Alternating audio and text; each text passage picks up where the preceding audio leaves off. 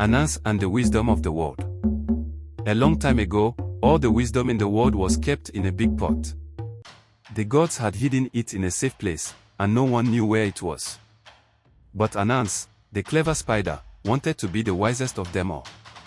He thought, if I have all the wisdom, I will be the most powerful and respected being in the world. So, Anansi set out on a journey to find the pot. He traveled far and wide, through villages and forests, asking everyone where the pot of wisdom was hidden. After many days, Anansi finally found the pot. He was so excited that he couldn't wait to take it back for himself.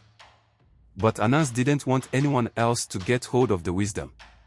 He thought, if I keep this wisdom, I'll be the smartest. No one will ever be able to outsmart me. So, he decided to hide the pot even more carefully.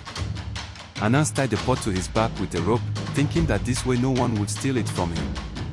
He began to climb up a big tree to hide the pot high where no one could find it. But as he tried to climb, he realized something: his body was too small, and the pot was too big. It was heavy and awkward, and it made it difficult for him to climb the tree. Frustrated, Anansi struggled to climb but couldn't get very far. He thought, this isn't going to work. I need to hide the pot high in the tree, but I can't climb with it like this. Just then, his young son, Tikuma, walked by and saw Anansi struggling. "Father," Nikuma called out, "why are you struggling with the pot? It looks too heavy for you." Anansi looked at his son and said, "I have all the wisdom in the world now, and I am going to keep it for myself. No one can be wiser than me." Tikuma thought for a moment, then said, "Father, why don't you tie the pot to your back? That way, you can climb the tree without it getting in your way. You'll be able to carry it easily."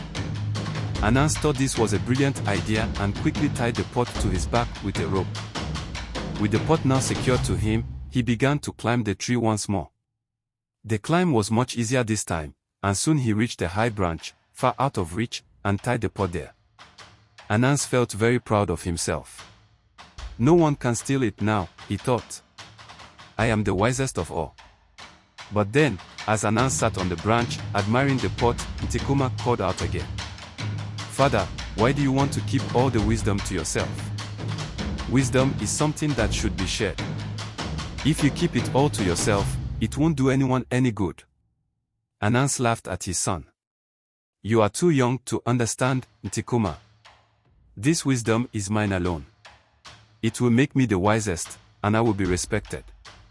But as Anansi sat there, thinking about it, he began to feel that perhaps Tikuma was right. Wisdom is not meant to be kept to one person. Maybe it would be more valuable if it was shared with everyone. Just then, Anansi moved to untie the pot from the tree to bring it down.